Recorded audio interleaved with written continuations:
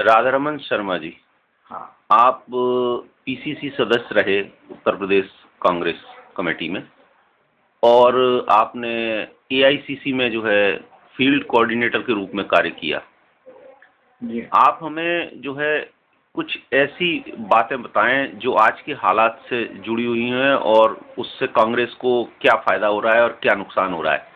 तो आप इसके विषय में क्या मतलब आप समझते हैं कि इससे कांग्रेस को क्या नुकसान हो रहा है और क्या फायदा हो रहा है, जो आजकल के कुछ नेता जो है अपनी बातों को आम जनता के बीच में ला करके जो है कांग्रेस की छवि को खराब करने की कोशिश कर रहे हैं। देखिए, कांग्रेस में इंदिरा जी की शहादत के बाद काफी बदलाव आया है, और इंदिरा जी के टाइम में जो कांग्रेस थी और आज की जो कांग्रेस है उसमें बहुत बड़ा अंतर है।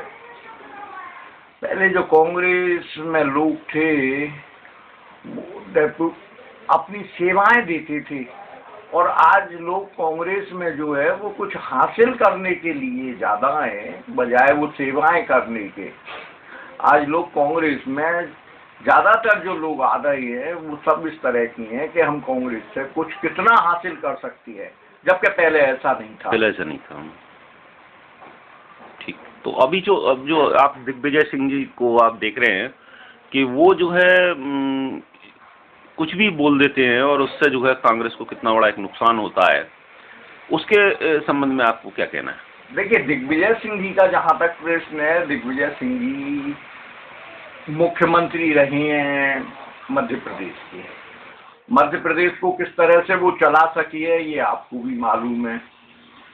मध्य प्रदेश में दिग्विजय सिंह जी एकदम फेल हो गए, और फेल होने के बाद में उनको उत्तर प्रदेश जैसे राज्य का प्रभार सौंपा गया है।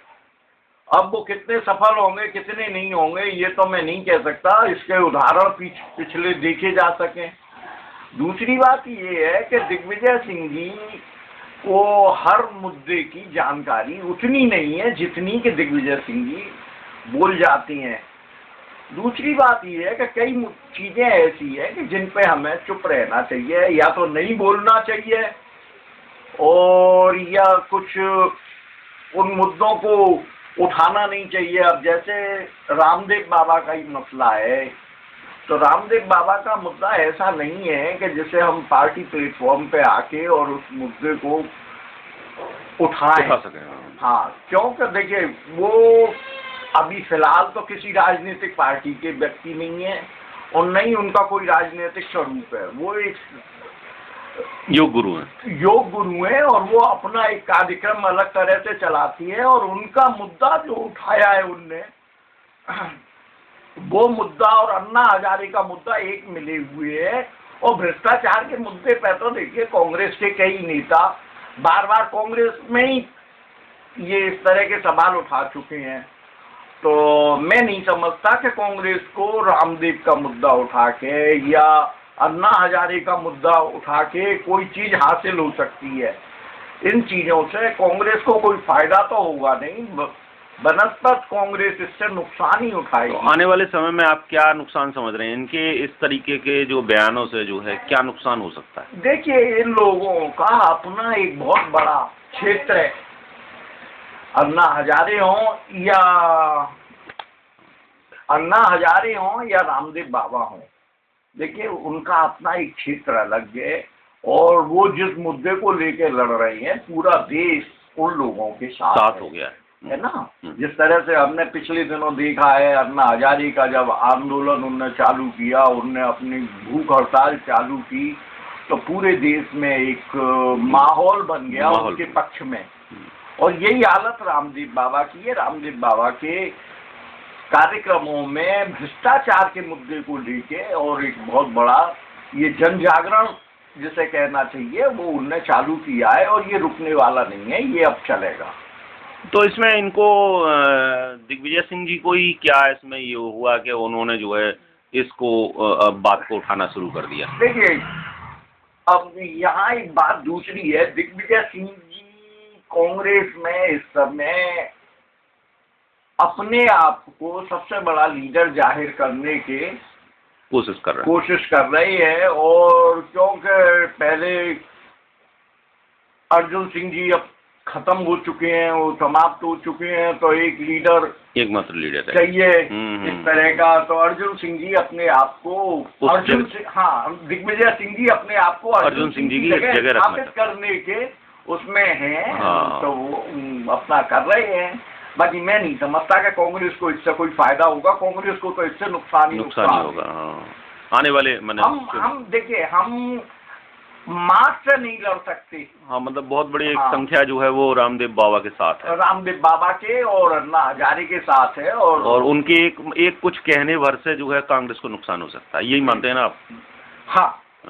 तो अच्छा, ये थोड़ा सा राधारमण शर्मा जी अपने बारे में थोड़ा सा बताइए, आपने कांग्रेस में क्या क्या किया है, कांग्रेस के लिए आपने क्या काम किया है? देखिए, मैं और मेरा परिवार तो कांग्रेस से 3 पीढ़ियों से जुड़ा हुआ है जी, सभी जानते हैं।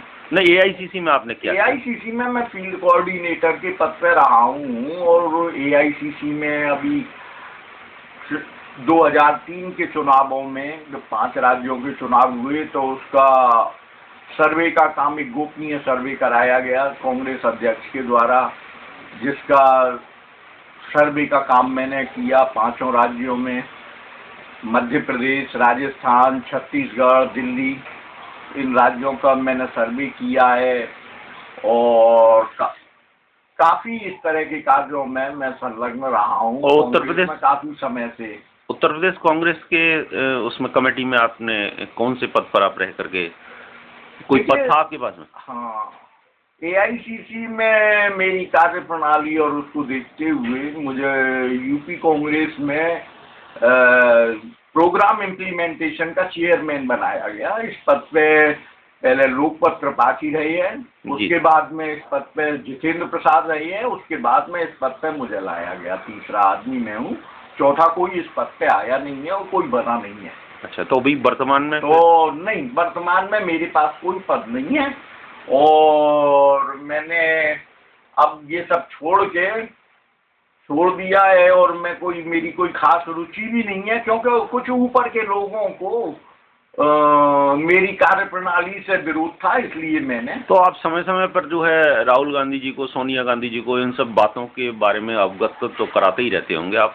बिल्कुल बिल्कुल, मैं उन्हें मेल के द्वारा और दूसरी चीजों के द्वारा बराबर बताता रहता हूँ।